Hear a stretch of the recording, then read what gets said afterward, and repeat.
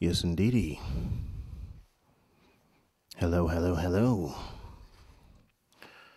I am very happy to be back with y'all, man. It has been a long week already.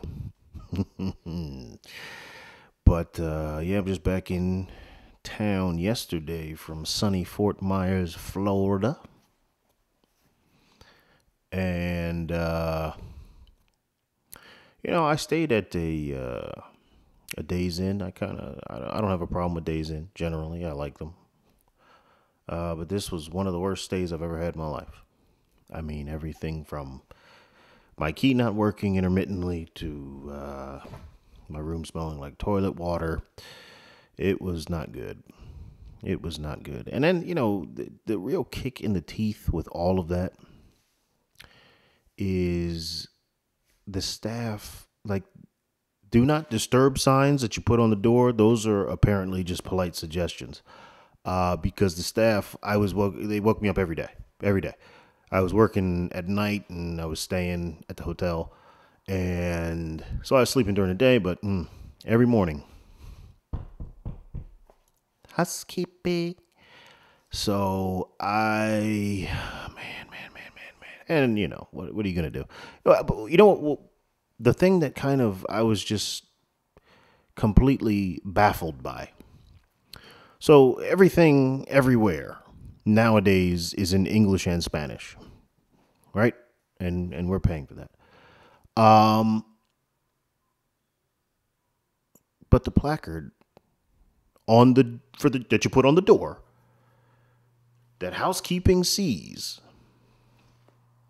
a position that is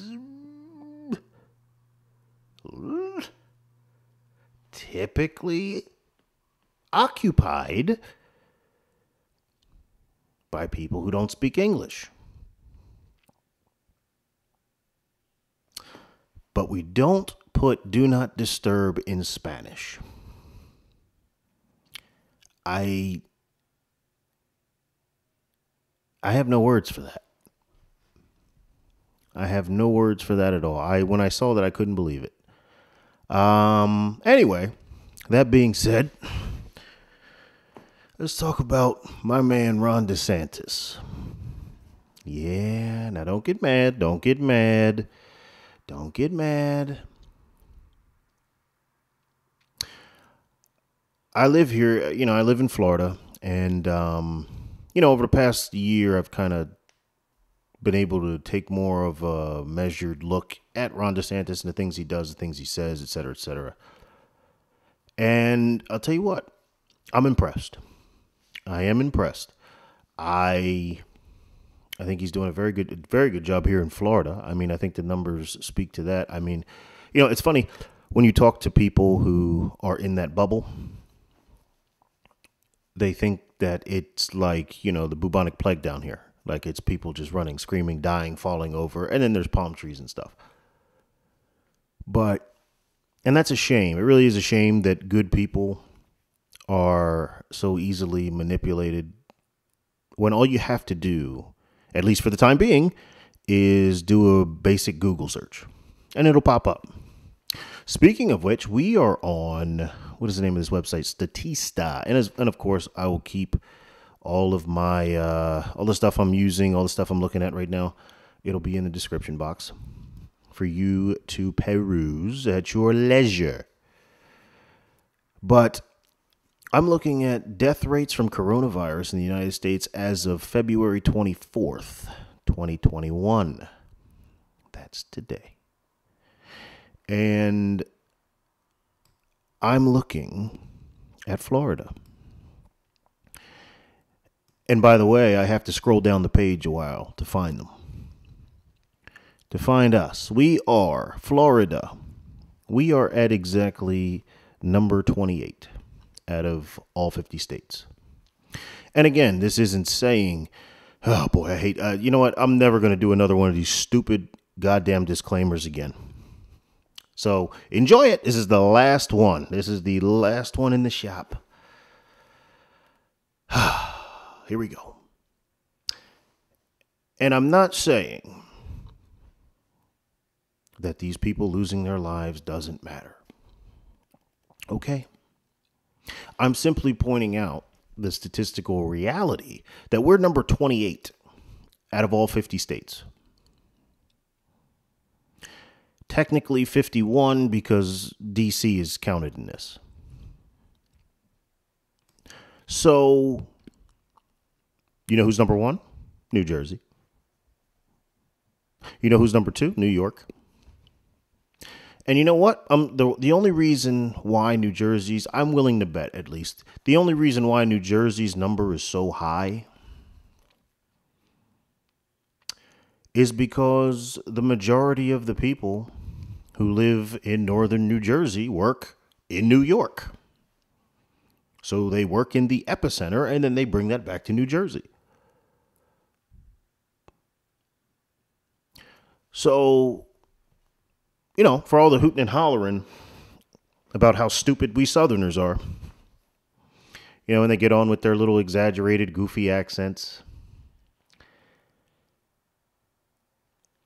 the numbers just don't back that up. Florida is number 28. Now, let me put that in perspective because there's a couple of other numbers, actually, not just another. There's a couple of other numbers that'll really put this in perspective. As we know, COVID is primarily lethal for older people. And yes, people with compromised immune systems as well, but that's why older people are like the top of the list. The people who are most at risk. Question, who has the oldest population in the United States? Who has the highest percentage of old people? If you said Florida, and by old people, let's put a number, 65 plus. If you said Florida, you're wrong. It's actually Maine. But there's a caveat there. Now, number 2 is Florida. The caveat is this. The way that this statistic is measured, you're talking about a percentage of a population. So Maine beats Florida 20.6 to 20.5. So on a technicality, right? Because their population is so much smaller than Florida. But you don't have to take my word for it. Let's go to the U.S. population statistics here. And wouldn't you know it, in the bottom 10 is Maine. Actually at number 10 with approximately 1,342,097 people. Hello, maniacs. Welcome to Planet Hog. And in the top 10, sitting at number 3, is the Sunshine State of Freedom Land with 21 million people. Over 21 million. It's 21,646,155. So, taking that and those numbers, we can see that Florida is clearly dealing with a higher number of old people. Not necessarily a higher percentage. But for those who are a little slower on the uptake and can't and still want to play that game, it's really simple. Would you rather have 20.6%, 20.6 of, where's that? Where is Maine's little horseshit population? There it is. Would you rather have 20.6% of 1,342,000? We'll just round it to keep it simple. 20.6% of 1 million or 20.5% of 21 million. It's not a trick question. So obviously, Florida's dealing with a higher number of elderly people. I'm going to stop saying old people. That's rude. So, all of that being said, we're number 28. And let me put that in perspective in terms of the rate. Do you know who we're tied with? We're tied with Washington, D.C. It's not even a state, but we have the exact same COVID mortality rate. As of February 24th, 2021 at 7:45 a.m. Washington, D.C. That's who we're tied with. Do you know states that have a higher death rate than us? Delaware has a higher death rate than us. Iowa has a higher death rate than us. New Mexico has a higher death rate than us. And I'm picking states that are as sparsely populated as will allow in this metric to make the point. South Dakota has a higher death rate than Florida. Rhode Island has a higher death rate than Florida. So for all the hooting and hollering that the press does about how stupid Ron DeSantis is because he isn't panicking and locking everybody down, and basically because he's not following the lead of New York, the numbers just don't back that up. So, look, man, Ron DeSantis, again, and while he's doing all this, while he had to, while he made that decision to keep Florida open, I mean, we shut down for a bit, but then he opened us right back up. He had to contend with who? The mainstream media. It was open season on him. And they'll take their shots now to try to dirty him up. Name me a Republican that has had to contend with the media more tenaciously than Ron DeSantis? There's only one. Donald Trump. It's Trump, then DeSantis. I cannot think of another Republican that has had to tend with a pugnacious media, a media that was out to get him at every angle, out to make him look bad, couldn't wait for... Basically, these people, I mean, you really don't want to say it, but I wouldn't put it past them at this point, praying for bad things to happen to Floridians just so they can smear Ron DeSantis with it. That's assuming these people pray. But Ron DeSantis made his decision, and he stuck by it, and he did not back down. And I'm not going to lie to you, I was waiting for him to back down. I was waiting for it. I was waiting for him to say, "Oh, we're just going to lock down, and we got to take this thing seriously," and to pull a Chuck Woolery. Why? Well, I mean, when Chuck Woolery did his, why does anybody care what Chuck Woolery thinks anyway? Most people don't even know who that man is, unless you watch Game Show Network, and then he's kind of like, Justin Bieber. But the man made a decision. He stuck to his guns. He weathered the storm. Florida's still open, still doing fine. Despite the efforts of the uniter-in-chief. And really quickly, let me digress onto this. So, Biden wanting to institute a travel ban to Florida it's predictably vindictive. It is absolutely predictable that he would want to cripple Florida's economy, because for those who do not know, Florida relies very heavily on tourism. That's why there's no state tax here, because tourism, that's our friend. So he knows that instituting a travel ban is basically trying to destroy Florida's economy. Not trying, basically is destroying Florida's economy. Not even basically, it's destroying Florida's economy. And that's the uniter-in-chief. And, the short-sightedness of it,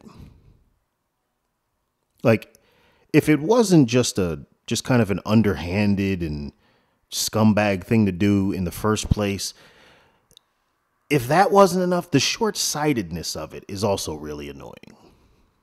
Because we're a contributor to the U.S. economy. And not just from U.S. dollars. People say, well, they just won't go to Florida, go somewhere else. Well, okay. I don't know too many people that are going to cancel their Disney vacation to go to what? Butte? To go what? Sit in an apartment in New York City? To do what? So, and, Texas is frozen over.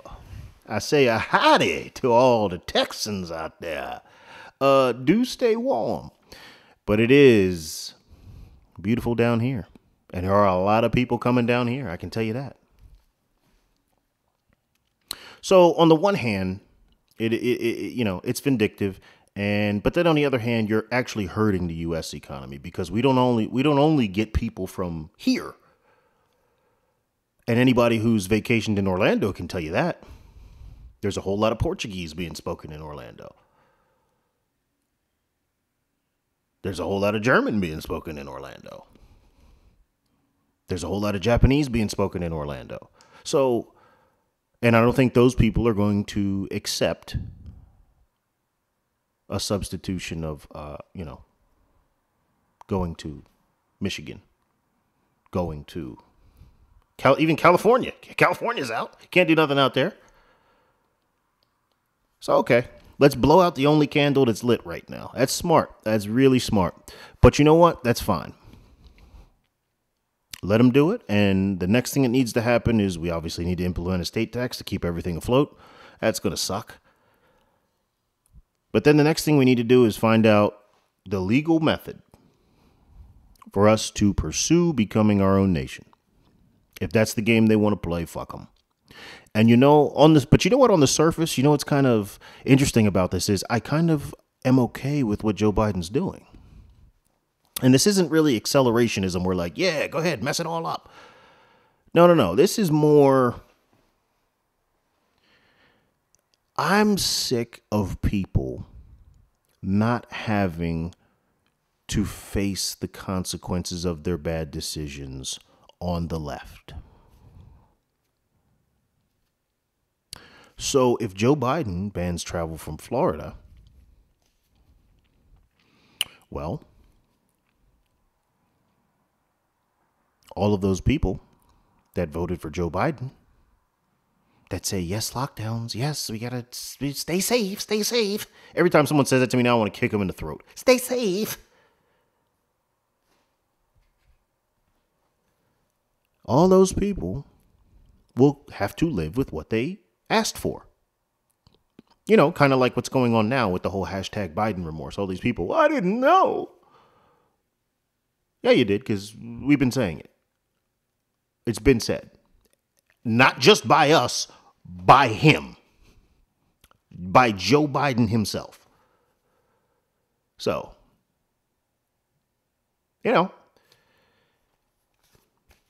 if the journey for stupidity is its own reward, then happy trails.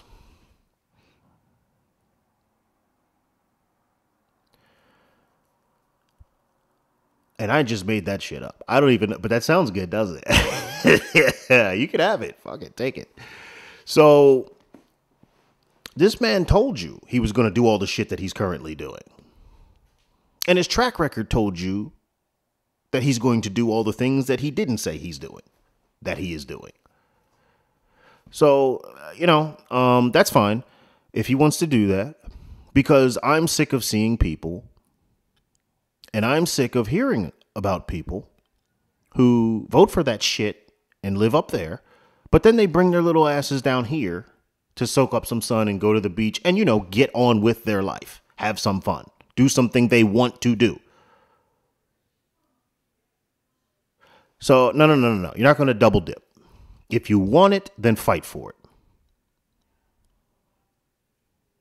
If you want it, then say you want it. And if you want to go along because you're too afraid to stand up, then you get what you get. But I'm sick of the double dipping. So you know what, Joe Biden? Have at it. Have at it.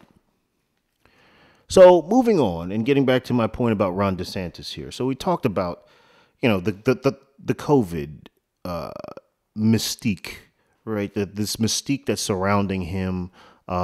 He's supposed to have done a terrible job, but the statistics don't bear that out. We just went through it. All of them will be in the description box, and you can peruse them at your leisure. Additionally, in my case for Ron DeSantis, the man is a polished politician. And I know. It's like, well, wait. That's why we want Donald Trump. And you're right. That is why we wanted Donald Trump. Because he wasn't a politician. He listened to us. He embodied the things that we wanted. And they're very basic things. America first. Stop giving all our money to other people when our people are not doing so hot. Hey, how about we stop letting everybody in? hey, how about the government stop telling me what to do all the time? Oh, these crazy radical ideas. So, and I talked about this in an earlier episode where I said choose the ideology over the idolatry, meaning Donald Trump is a symbol. Donald Trump is not it. The it is freedom. The it is individual liberty. It's Donald Trump was a torchbearer, but he's not the torch. And I think people need to be very careful about putting everything on him. This idea existed before Donald Trump. It will exist after Donald Trump. He was willing to champion it. And that's why I respect him. I mean, I've always liked Donald Trump. I mean, I'm an 80s baby. So he was in all the hip hop and rap music of that day. He was on Fresh Prince. That's when I first saw him. So, at least for now, he was in Home Alone 2. Like Home Alone 2, not Home Alone also. So, and then all of a sudden he became poison. And people forget that. But the point is the man embodied what we wanted. And Ron DeSantis has done that in Florida as well. And Ron DeSantis has fought against the media just like Donald Trump. But where one of Donald Trump's biggest weaknesses, in my opinion, is that he's not very articulate. So, and I understand the media is just making bad faith arguments altogether. Yes, but there's a difference between them giving them something to hang you with and being buttoned up. And that's the advantage of having a politician, is that they know how to button up. And they know how to navigate a little bit better. There's a little bit more finesse. And I think that's something we should be open to. And again, this whole thing is not me saying we need to get Ron DeSantis. This is me saying we need to keep our options open. This is me saying that right now, some good competition is what this party needs if, it's to remain. Because I'm fully on board with the idea of forming another party. I know it's a lot of conservative kind of pundits and personalities are against that. I don't really understand how they can be against it when they saw what they saw. I don't really understand what the harm is. These are also people who understand and appreciate the idea of capitalism and the free market and letting the market decide. Why not apply that same mental framework to our politics? Why not apply that same paradigm to our politics and our politicians? Throw as many good ones in as possible, because iron sharpens iron, right? We're guaranteed to at least get someone who's good, you would think. So I'm okay with the idea of Ron DeSantis running. And I think we should keep our options open. And that's all this is. And I will say this, Ron DeSantis did, I have to I'm going to look more into this because there was a little bit of buzz about him running in 2024. And I think his response was that he wasn't going to run if Donald Trump was going to run. And if that's true, I don't like that response. I do not like that response. If it is true, that is literally the attitude that we're trying to purge from the Republican Party. That is the lay down attitude. So I will caveat this entire episode with this. If he did say that, that is a very, very big blow against him in my book. because that lay down attitude is not what we need. We've got plenty of those. And when I say we, I'm talking about the side that's not the Democrat side. So, again, if he said that, then I'll have to take another look at him. Like that's I don't like that. Why wouldn't you want to run against Donald Trump? Beat the man. To be the man. Woo! You have to beat the man. So, that aside, having a politician like in the office that knows how to navigate the swamp, that knows how to navigate the media, that knows how to do all of these things without stepping on as many toes as Donald Trump did. And again, this is not me criticizing the man. This is just me calling balls and strikes. Donald Trump this is what I'm recommending is what football fans know as thunder and lightning. This is what I am proposing right now. Thunder and lightning. For those of you who don't understand or aren't familiar, thunder and lightning is a 2 running back concept where you pound the defense with your hard hitting sledgehammer of a back for a marked amount of time, usually a half, maybe a quarter. Depends on how long you want to build this. And then once you beat them down, you bring in the speed because then they're too worn down to catch up to him. This lines up perfectly. And we're in Tampa. I am anyway. This is all lining up. Donald Trump was Mike Allstott. Let's consider bringing in Warwick Dunn, Ron DeSantis. Let's consider it. Let's keep our options open, is all I'm saying. The other thing, and the last thing I want to say, yes, Ron DeSantis is younger, and it doesn't hurt to have, get some. I just don't understand how the only two, when Donald Trump, if he were to run again, he would hit his 80s while he's in.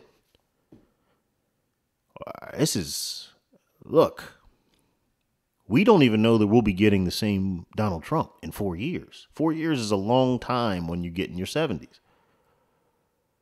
In that, a lot can happen to you. So we don't even know we're getting the same guy. And then when he gets in the office, to have to contend with the media, I don't even know how he did it, be honest with you, for those 4 years. But to have him do it again in his 80s, I don't think that's, I just don't like that. I don't think that's a good idea. I don't think that's a big risk. And how is it that the only options for a super senior citizen is to, sit in a retirement home and finger paint, eat applesauce, and pee on yourself, or run the most powerful country in the history of mankind? How are those the only two options? So, moving Ron DeSantis, we get a younger guy. Moving to Ron DeSantis, excuse me. Yeah, we get the youth in there, and I think that's good. I really do. I think, you function better in your youth. Your brain is a lot more acute. Your motor skills are a lot more acute. I just think that that's a good thing. And something else that adds to Ron DeSantis' profile. But that was really just a caveat, a side note. Here's the main point. The main point is, what is Ron DeSantis engaged in right now? Ron DeSantis right now is engaged in a fight against Facebook, against big tech. He's already proposed a bill to cover Florida politicians because there was a politician down here who, I can't remember who it was. She was running a campaign and she had her entire account just blocked. So she couldn't run. She couldn't plug herself. She couldn't, communicate. So he's proposing that, but he's also proposing to stop or not necessarily stop, but have an opt-in clause as well as an opt-out clause for information sharing. Why wouldn't you want that? Maybe because you don't know what it is. and what it really entails. Ever notice how you can sit there and have a conversation with somebody and you're talking about something that you really don't even, something completely random, like Play-Doh. People even use Play-Doh anymore. I remember Play-Doh, I've eaten some Play-Doh in my day. Yeah, I'm not proud of it. But you could talk about something like that, like Play-Doh, like anything. And then within 24 hours, you've got a bunch of ads on your phone for Play-Doh. You think that's a coincidence? Never notice how you can go on ESPN and, look up basketball stats, or go on Fox Sports and look up basketball stats, and then you go over and think you're going to buy some draws from Duluth, and you got advertisements. And then the next day when you go back to the sports, you got underwear advertisements. You think that's just coincidence? That's all your information being shared. Oh, he went there today. That kind of is the attitude that I was speaking to a few episodes ago when I talked about Hulu. When I created that Hulu account and they wanted me to answer all these questions about the movies I like, and I just didn't want to do that. I just wanted to watch a goddamn movie. So I exited out of it. And when I exited out of that, a message popped up on the screen that said, "That's okay. We'll just get to know you as you watch." It's that kind of weird, rapey kind of tech, like, it's this weird kind of, you don't have a choice. Like, we're in your shit and you don't have a choice. That's what he's trying to give you, the option. Like, if that creeped you out, if all of that creeped you out or bothered you in any way, that's what Ron DeSantis is proposing litigation for. So you can say, hey, stop doing that. Hey, phone, stop stalking me. Stop listening to my conversations. That's all. So, look, we need to keep our options open. Ron DeSantis, this is not an endorsement yet. I'm still watching, but I like what I see so far. And I think, this party has a lot of dead weight. And I think in order for this, if this party is going to survive, which, look, I'm okay with either way. Actually, I'd prefer if it didn't. But if it is to survive, they're going to need to get some guys who can pull their weight. Not just put up a good fight and lose really well. It's not rope-a-dope if you never throw a punch. It's dope-a-dope then. And that's what we have in the Republican Party. A bunch of guys who like to get paid to take a dive. Anyway, ladies and gentlemen, that's what I got for you today. Want to say thank you for tuning in. Hello to everybody over there on Rumble. We are very quickly, I think there's a good 11 of you now. I appreciate that. You'll be eclipsing YouTube expeditiously. Anyway, ladies and gentlemen, thank you for tuning in. You'll hear from me again tomorrow. I promise you that. Until then, stay safe.